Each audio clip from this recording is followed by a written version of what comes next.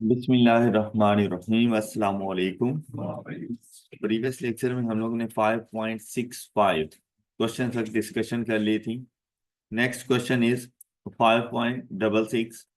How would the future value of an amount invested today change in 8 years if the amount is invested at the rate of 9% compound interest। और उसने आगे बताया double, half, quadruple will remain same. अब ऐसी situation में आपने क्या करना था कि आप प्रिंसिपल अमाउंट को सपोज करते 100, 1 प्लस 9% कंपाउंड इंटरेस्ट, तो 9% रेज टू पावर 8, और इसकी जाकर वैल्यू को फाइंड कर लें आप लोग। 100 into 1 plus 9% raise to power 8, तो ये अप्रोक्सीमेट 200 हमारे पास वैल्यू बन गई है। तो जैसे ही ये 200 होती है तो आप देखेंगे कि future value in 8 years at the rate of 9% हमारे पास डबल हो जाएगी। तो यहां पर हम लोग डबल को टिक कर देंगे। Alright, Laura had invested rupees 250,000 in a land 10 years ago। Total investment कितनी? 250,000। Time duration 10 years। Now she wants to evaluate the worth of the land she bought। What will be the value of land today if it is compounded at 6% per annum। अब जैसे ही वो today का word use करता है ना, तो बच्चे ये समझते हैं जैसे हमने प्रिंसिपल अमाउंट फाइंड करके देनी है, जबकि उसने हमें ये कह दिया था कि भाई आज से 10 साल पहले, और आज की अब वैल्यू क्या होगी। तो 250,000 ने प्रिंसिपल अमाउंट बनना है और आज की वैल्यू ने फ्यूचर वैल्यू बनना है। तो हम लोग इसको जाके कुछ इस तरह से सॉल्व करेंगे। 250,000 1 प्लस 6% रेज टू पावर 10, और आपके पास वैल्यू आ जाएगी क्या? Option C is correct. Next one is 3 years investment yields a return of 25% over the period। Compute the effective annual rate of return। इसको अभी रहने दें। 69, the annual cost of a company is rupees 500,000 at the moment। It is expected that due to re-engineering the cost will reduce by 20% per annum for next 2 years। Compute the annual cost for 4th year from now। अब देखें क्या कहते हैं, annual cost of a company कितनी है हमारे पास? 500,000 at the moment. आज ये वैल्यू है, ये प्रिंसिपल अमाउंट है, और ये रिड्यूस होगी due to reengineering. The cost will reduce by 20% per annum for next 2 years।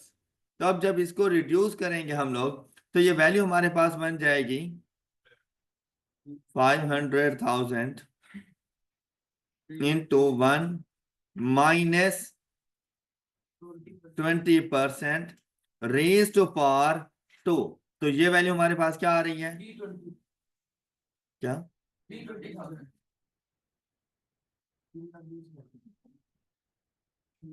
320,000।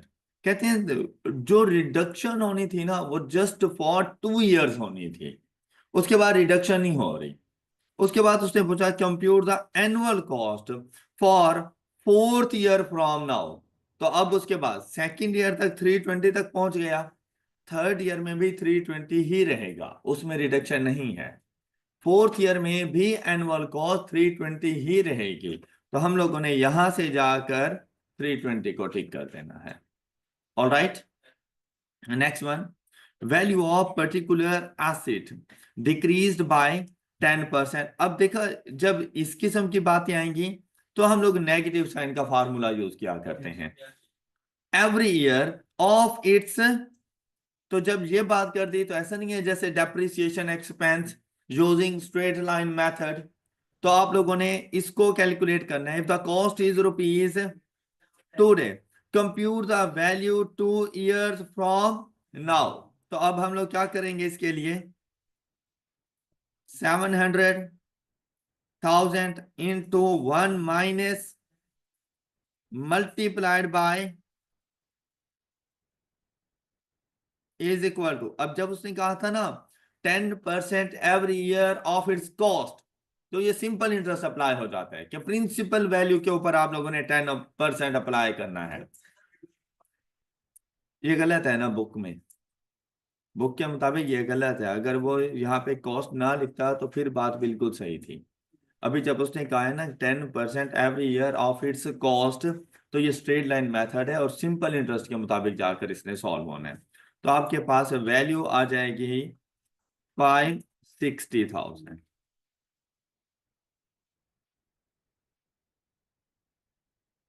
All right, next है, a sum of rupees 100,000 is invested at 10% per annum compounded quarterly. Compute the amount to which it will grow after, तो ये आप find कर लेंगे। The present value of rupees 5,000 at 16% per annum for 4 years is, हो जाएगा find. अच्छा, किस तरह से फाइंड किया? अब अगर यहाँ क्वेश्चन में देखें ना, तो कहीं पे मेंशन नहीं है कि हमने कौन सा इंटरेस्ट लगाना है, कंपाउंडिंग की कोई बात नहीं है, तो बाय रूल ये सिंपल इंटरेस्ट से सॉल्व होना है। ऑल राइट, मतलब एग्जाम में अगर ऐसा क्वेश्चन आ जाएगा हमारे पास, तो 16% पर एनम, कहीं पर कुछ नहीं लिखा हुआ कि कोई कंपाउंड इंटरेस्ट हमने यूज करना है। तो इसके लिए हम लोग जाकर द प्रेजेंट वैल्यू फाइंड करनी है। तो फार्मूला क्या बन जाएगा, 5,000 into 1 plus 16% multiplied by raise to power -1। Answer क्या आ रहा है हमारे पास, ये आंसर क्या आ रहा है हमारे पास, क्या आंसर क्या,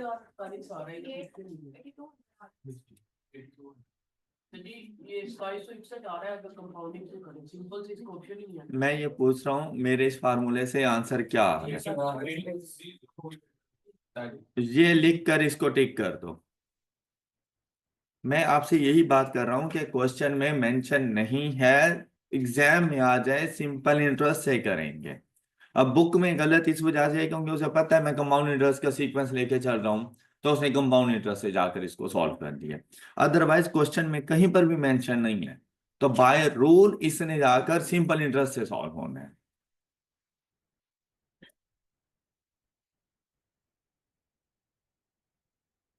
The discount factor for 3 years at 10% is, discount factor for 3 years at 10%। अब ये जो डिस्काउंट फैक्टर होता है ना, ये होता है प्रेजेंट वैल्यू को फाइंड करने के लिए। अब अगर यहां पर भी गौर करें ना, तो इसने हमें कहीं नहीं बताया कि भाई सिंपल इंटरेस्ट वाला या कंपाउंड इंटरेस्ट वाला, एज सच मेंशन नहीं है। तो इस सिचुएशन में हम लोग जाकर ये देखें, बेसिकली यहां पर हम लोग दो तरह की मूवमेंट लेके चलती हैं। ये हमारी प्रिंसिपल अमाउंट होती है, ये हमारी फ्यूचर वैल्यू। अगर हम लोग प्रेजेंट वैल्यू से फ्यूचर वैल्यू तक जाएं, तो इस प्रोसेस को कहा जाता है compounding.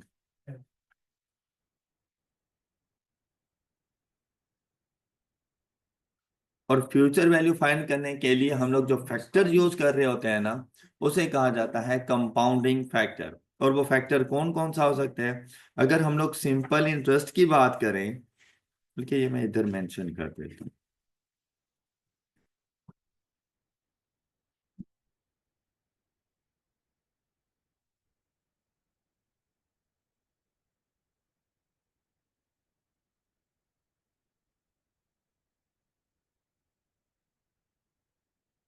Present value, future value. अच्छा, जब हम लोग यहां से इधर आते हैं, प्रिंसिपल से फ्यूचर वैल्यू जब हम लोग फाइंड कर रहे हो, इस प्रोसेस को कहते हैं कंपाउंडिंग।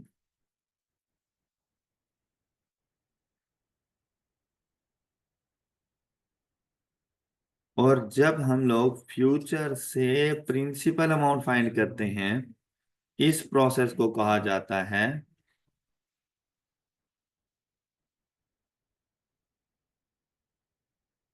डिस्काउंटिंग। अच्छा, अब देखें, हम लोग प्रिंसिपल अमाउंट की मदद से फ्यूचर वैल्यू जब फाइंड करते हैं, हम लोग फार्मूलाज क्या यूज करते हैं? फ्यूचर वैल्यूज को फाइंड करने का formula S is equal to P into 1 plus, या फिर S is equal to P into 1 plus R। ये दो फार्मूलाज हैं। सिंपल इंटरेस्ट में फर्स्ट फार्मूला और कंपाउंड इंटरेस्ट में सेकंड फार्मूला। तो ये जो फैक्टर हम लोग इसके साथ यूज कर रहे हैं,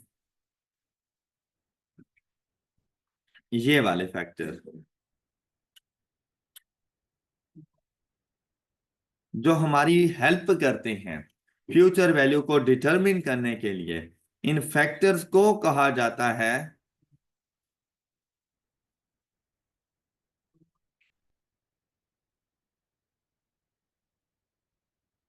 compounding factors.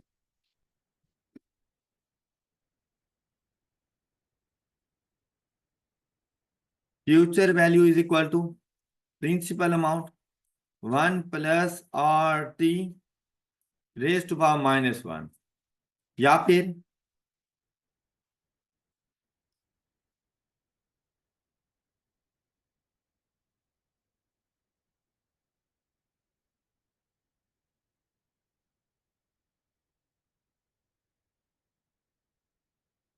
1 plus R raise to power -T into M।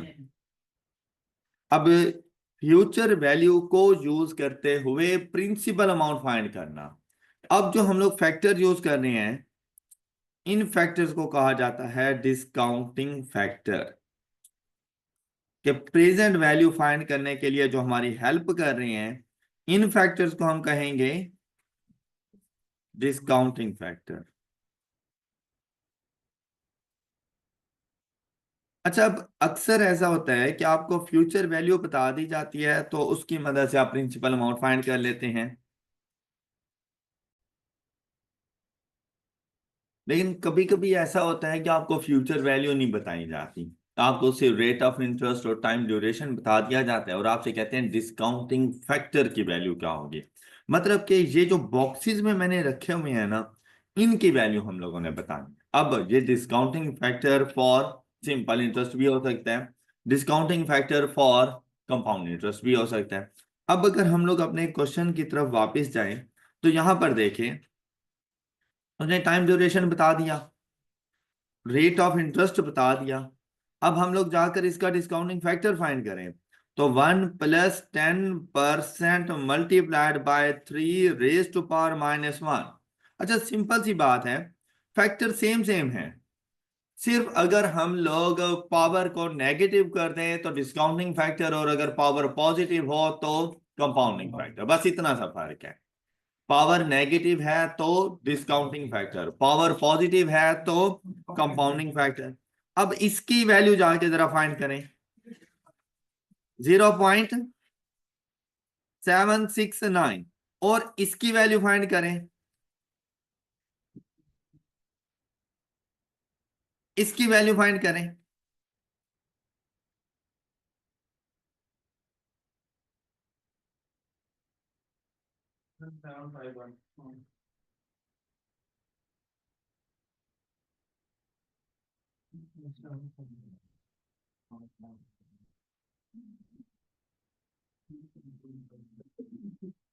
0.751।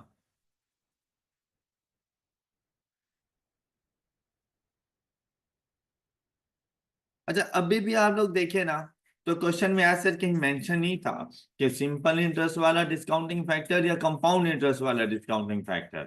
तो इस वजह से हमें थोड़ा सा प्रॉब्लम हो रहा होता है।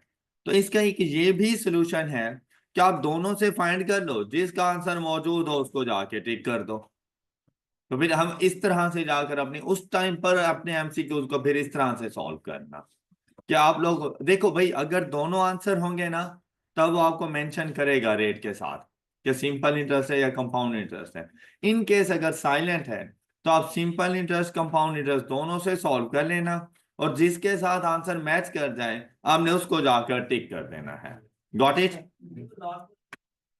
उसके साथ भी फिर ऐसे ही कर लीजिए, एग्जाम में ऐसे ही कर लीजिएगा कि इन केस एग्जाम में ऐसी सिचुएशन आ जाती है। अब देखो हम लोग अपनी तरफ से तो कोई आंसर उधर नहीं बता सकते ना, और कंप्यूटर ने चेक करना है, एक आंसर उसको बताया गया है, तो फिर आप सिंपल की जगह पे कंपाउंड यूज कर लो, और अगर आंसर मैच कर जाता है तो फिर उसको टिक कर देना।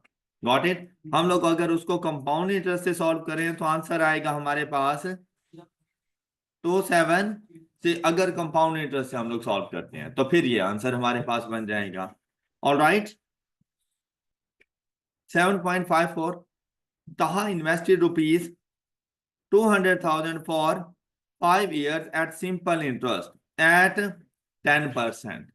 At the end of fifth year, he withdraw entire amount and invested at 10% per annum compound interest. For compute the amount that he will have with him at the end of।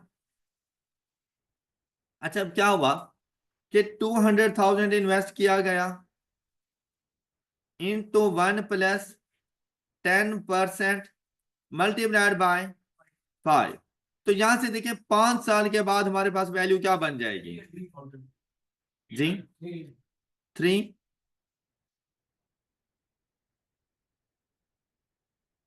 300,000। अब 300,000 उसने withdraw किया और इसको invest कर दिया 10% compound interest, तो raised power 2 is equal to, अब ये जो वैल्यू हमारे पास आएगी वो आएगी,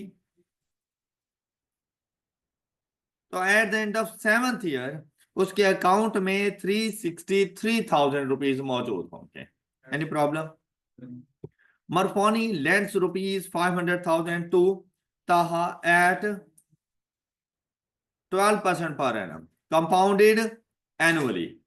मरफोनी lends rupees 500,000 to Taha at 12% per annum compounded annually for 3 years, and rupees 300,000 to Jawad at 10% per annum compounded quarterly for a period of, compute the effective annual rate of interest for amount land to जवाब। अब basically उसने सारी story create की है, कुछ भी नहीं करने की जरूरत थी, मतलब जहां पर वो घुमाने की कोशिश कर रहा है कि आप लोग 500,000 300,000 उनकी फ्यूचर वैल्यूज और इस किस्म की कैलकुलेशंस में पढ़ो।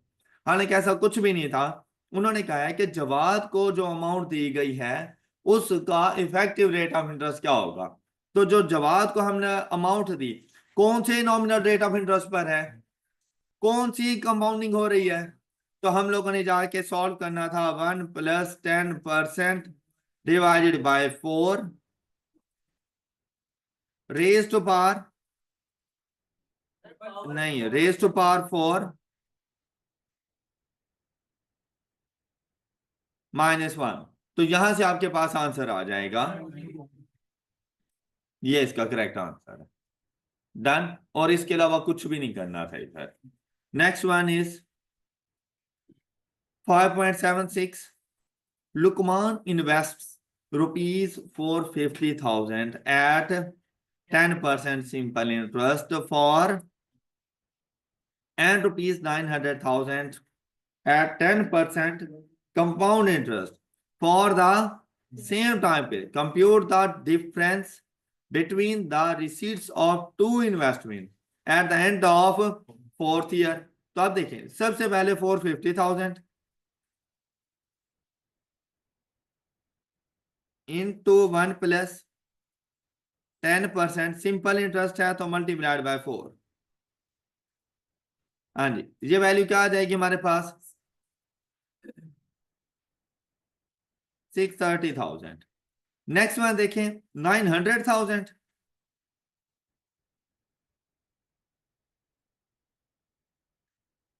Into 1 plus 10% raise to power 4 is equal to,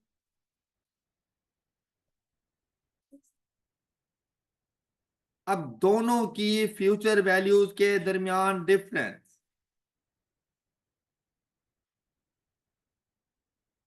687,690, ये जाकर बता देना। A sum of money invested at compound interest amounts to rupees and rupees this in the sum of money is, अब ये कंपाउंड इंटरेस्ट पर है तो इसके लिए future value is equal to principal 1 plus r% raise to power 2 5808 is equal to principal into 1 plus r% raise to power 3। अब यहां पर दोनों एक दूसरे के साथ डिवाइड करें, p के साथ p कैंसल, r की वैल्यू फाइंड करते हैं।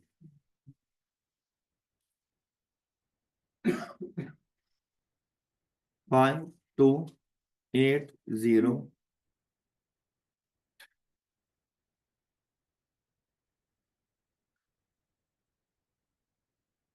is equal to 1 plus x%,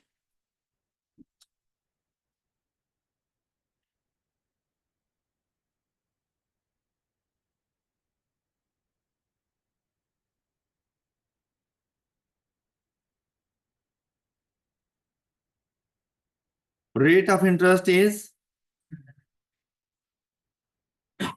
10%। हमने प्रिंसिपल अमाउंट बतानी है तो फर्स्ट इक्वेशन में गए,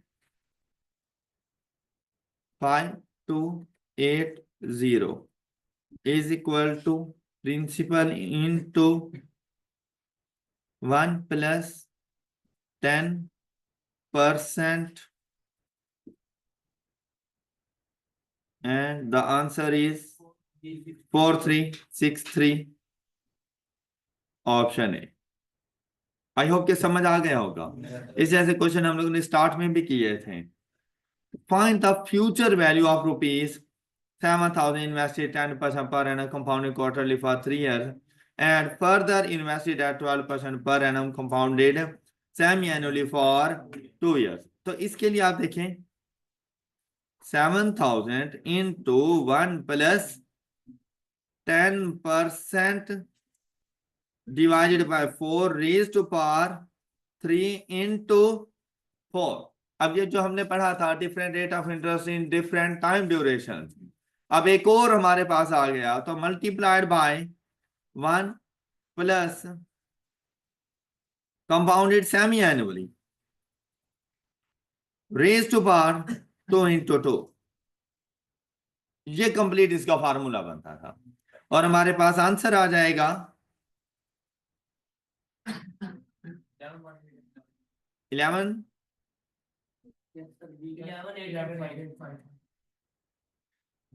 सब बच्चों को समझ आ गई होगी। Which is more in present value terms if interest rate is 16% per annum compounded annually? कहता है 5,000 1 year from now, 10,000 in 3 years from now, 15,000 in 2 years from now and 20,000 in 4 years from now। हर किसी की present value at the rate of 16% compounded annually आपने calculate करनी है और फिर बताना है प्रेजेंट वैल्यू में सबसे ज्यादा वैल्यू किसकी है। तो अगर हम लोग यहाँ पे 5,000 की प्रेजेंट वैल्यू फाइंड करें 1 year फ्रॉम नाउ, एक साल के लिए पीछे आएंगे तो इसके लिए हम लोग लिखेंगे 5,000 1 plus 16% raise to power -1 and the answer is 4310. Next, 10,000 3 years from now. 10,000 into 1 plus 16% raised to a minus 3. 64. Next one is 15,000 into 1 plus 16% raised to power minus 2. 4. 20,000 into 1 plus 16% raised to power minus 4. 11,000. तो greater value किसकी आ रही है? Third point 15,000 2 years from now, ये इसकी greater value आ रही है. Next one is which is most in future value term if interest rate is 16. अब इन सब की फ्यूचर वैल्यू फाइंड करनी है और जिसकी वैल्यू सबसे ज्यादा होगी वो जाकर हम लोग बता देंगे. एक तो अमाउंट हमारे पास ज्यादा आ रही है 20,000, फिर टाइम ड्यूरेशन भी सबसे ज्यादा है, तो हमारे पास ये तो देखते ही हमें पता चल जाएगा कि हमारे पास फोर्थ ऑप्शन का आंसर बिल्कुल ठीक है. ओके हो गई बात. Next one is Mr. Khalid invested rupees 200,000 at 12% simple interest and rupees this at 14% simple interest. The two amounts were left to grow till such time that the total of interest and principal of both investments become equal. Total of interest and principal, तो basically future value की बात कर रहे हैं कि उस time तक इसको लेकर जाओ जहां पर इन दोनों की फ्यूचर वैल्यूज एक दूसरे के इक्वल हो जाएं. तो ऐसी सिचुएशन में आपने करना है फर्स्ट वन की future value 200,000 into 1 plus 12% multiplied by time, simple interest था, is equal to next amount 189,744 into 1 plus 14% multiplied by time. अब ये कैलकुलेटर को बता दें और यहां से टाइम की वैल्यू फाइंड करें. 3.999 मीन्स दैट 4. फोर्थ ईयर में दोनों की फ्यूचर वैल्यूज एक दूसरे के इक्वल हो जाएंगी. ऑलराइट. अच्छा, अब यहां पर बच्चे क्या करते हैं कि बच्चे ये देखते हैं till such time that the total interest of both investment becomes equal और इंटरेस्ट का फार्मूला अप्लाई कर देते हैं, तो क्वेश्चन गलत हो जाएगा. उसने कहा था टोटल ऑफ इंटरेस्ट एंड, तो interest and principal is equal to future value, तो दोनों की फ्यूचर वैल्यूज को एक दूसरे के इक्वल करना था. Next one is Mr. Asim has following investment options. Investment in Bank A at 12% per annum, compounded quarterly, 10% per annum, compounded semi-annually, 8% per annum, compounded monthly, and Bank D 15% per annum. अब इसके साथ compounding नहीं, तो मतलब simple interest. अब आपने उसे बताना है इन्वेस्टमेंट कर रहे हैं तो कौन सा ऑप्शन उसके लिए सूटेबल रहेगा. तो यहां पर देखें nominal rate of interest given है, हम इन सब के effective rate of interest find करेंगे और वहां से देखेंगे जिसकी वैल्यू सबसे ज्यादा होगी. तो सबसे ज्यादा अगर वैल्यू की बात करें तो फिर 15% पर एनम, लेकिन ये सिंपल इंटरेस्ट है. और कंपाउंड इंटरेस्ट अगर फर्स्ट 3 में से चूज करना होता तो हम लोग चूज करते 12 वाला, फर्स्ट ऑप्शन 12 वाला अगर इसमें से चूज करते हैं. अगर अब हम लोग देखो उसने क्या ये बताया कि कितने अरसे के लिए इन्वेस्टमेंट है, नहीं, तो फिर ऑप्शन डी, पीछे बुक में ऑप्शन डी है सिंपल इंटरेस्ट. अगर इसको लॉन्ग टर्म के लिए जाकर देखें तो ऑप्शन डी हमें नुकसान दे जाएगा अगर लॉन्ग टर्म के लिए देखें. इसलिए मैंने पहले बात, तो फिर अभी हम अज्यूम करें जैसे सिर्फ फर्स्ट ईयर के लिए इन्वेस्टमेंट है, तो फर्स्ट ईयर के हवाले से बात की जाए तो ऑप्शन डी ही ज्यादा सूटेबल रहेगा. अदरवाइज अगर यहाँ पे वो टाइम बता देता ना कि 5 साल के लिए 10 साल के लिए, तो फिर मैंने उसको थोड़ा सा और कैलकुलेट करना था और फिर जाके एनालाइज करता कि कौन सा ऑप्शन ज्यादा सूटेबल था। फिर ऐसी सिचुएशन में मैं 100 को प्रिंसिपल अमाउंट एज्यूम करता, ये वाले रेट ऑफ इंटरेस्ट अप्लाई करता और उनकी फ्यूचर वैल्यूज फाइंड कर लेता। After that time period future value जिसकी ज्यादा होगी मैं उसको टिक कर देता। Okay, compute the effective annual rate from the following options हो जाएगा। Walker has to pay Zishan rupees 900,000 3 years from today. 3 years from today 900,000, तो ये जो 900,000 है ये उसकी future value.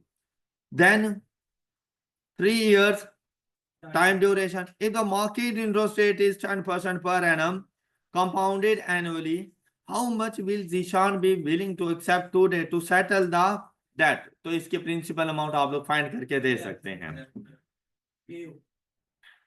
Shiraz bought a bike on cash basis for rupees 170,000. The seller is willing to offer it on the following terms as well. अब देखें total cash price उसकी कितनी है। अच्छा, जीशान ने बाय करना है, तो अगर बाय करना होगा तो कहां से बाय करेगा, जहां से वैल्यू कम पड़ेगी या ज्यादा। तो आपने जब भी इन चीजों को इवेल्युएट करना हो तो हमेशा प्रिंसिपल अमाउंट की बेसिस पर जाएंगे। अब कैश प्राइस तो प्रिंसिपल अमाउंट 170,000 है। अब जाहिर देखा जाए ना तो उसको ऑप्शन मिल रहे हैं 200,000 eight the end of first year, 300,000 eight the end of fourth year, 430,000 eight the end of fifth year.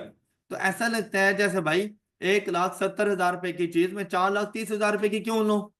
लेकिन आप ये तो देखें ना कि 1,70,000 रुपये आज है और 4,30,000 रुपये आज से 5 साल के बाद है। तो ऐसा नहीं है कि हमें ये वाला ऑप्शन गलत नजर आएगा, ऐसा बिल्कुल भी नहीं है। हम जाएंगे इसकी प्रिंसिपल अमाउंट फाइंड करेंगे at the rate of 17% compounded, तब जाके हम ये डिसाइड कर पाएंगे कि हमें कैश प्राइस पे करनी चाहिए या फ्यूचर में से कोई एक वैल्यू ऑप्शंस की तरफ चले जाना चाहिए। अब 170 तो ऑलरेडी अपनी प्रिंसिपल अमाउंट पर मौजूद है। हम यहां पर आएंगे 200,000 into 1 plus raise to power -1। तो देखिए ये वैल्यू क्या बन रही है 170। चले 170 से ज्यादा हो गया, मतलब ये ऑप्शन तो रिजेक्ट हो गया। इससे अच्छा ऑप्शन तो फिर 170,000 वाला था। नेक्स्ट देखें 300,000 into 1 plus 17% raise to power -4 160095। ऊपर वाले दोनों ऑप्शन कैंसिल हो गए, ये वाला ऑप्शन ज्यादा सूटेबल है। 300,000 की आज जो प्रेजेंट वैल्यू मुझे मिल रही है वो बेसिकली 160,000 है। मैं इस ऑप्शन को अवेल कर जाऊंगा। हालांकि बजाहिर देखा जाए तो ऐसा लग रहा है 1,70,000 रुपए की चीज हमने 3 लाख रुपए में ले ली है, लेकिन वो 3 लाख रुपए में लेना हमारे लिए ज्यादा बेनिफिशियल है। Next one is 430 into 1 plus raise to power -5। The value is 196,127। तो ये भी सूटेबल नहीं है। And the suitable option is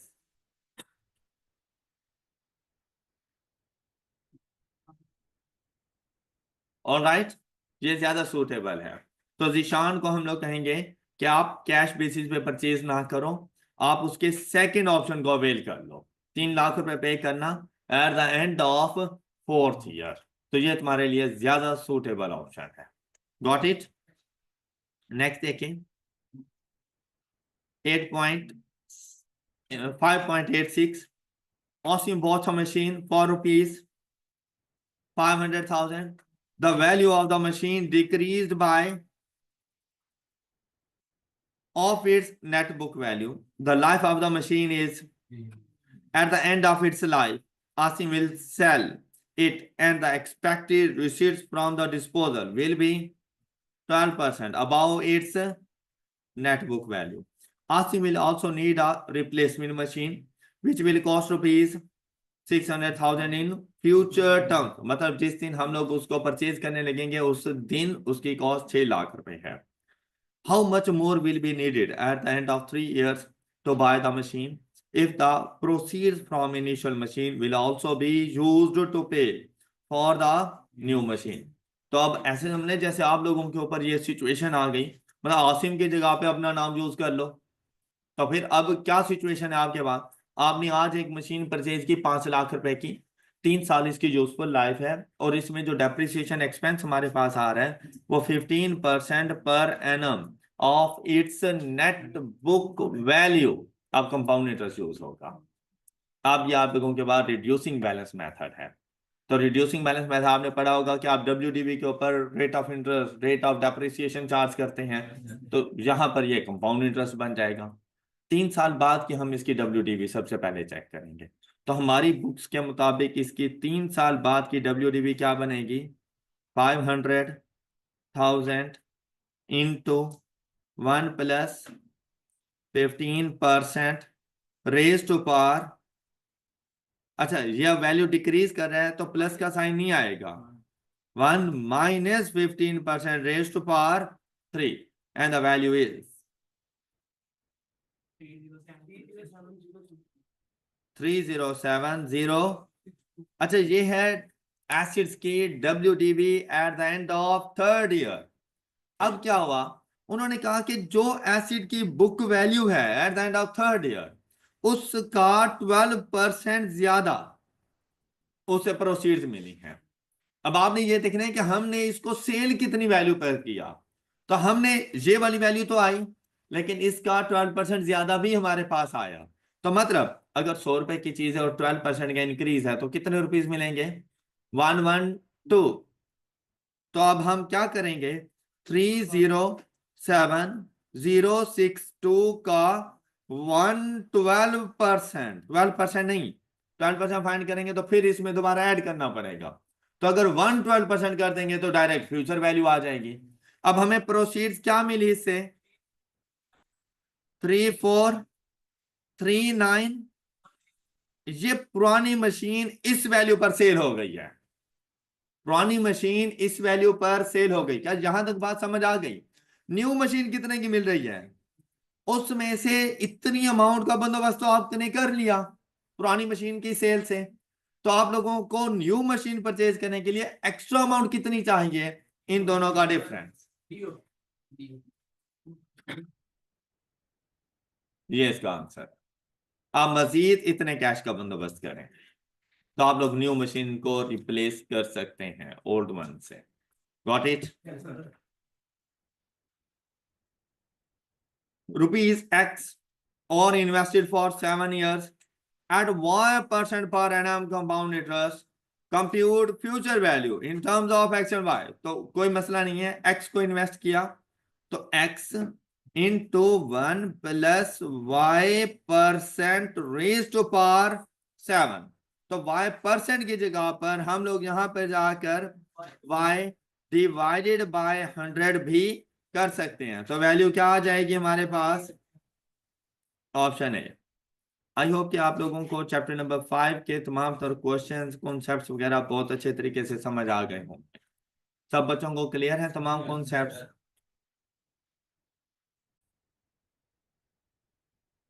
आप लोगों ने इन तमाम कॉन्सेप्ट्स वगैरह की अच्छे तरीके से प्रैक्टिस कर लेनी है। That's all for today. अपना बहुत सा ख्याल रखिएगा। नेक्स्ट लेक्चर में मिलते हैं। अल्लाह हाफिज।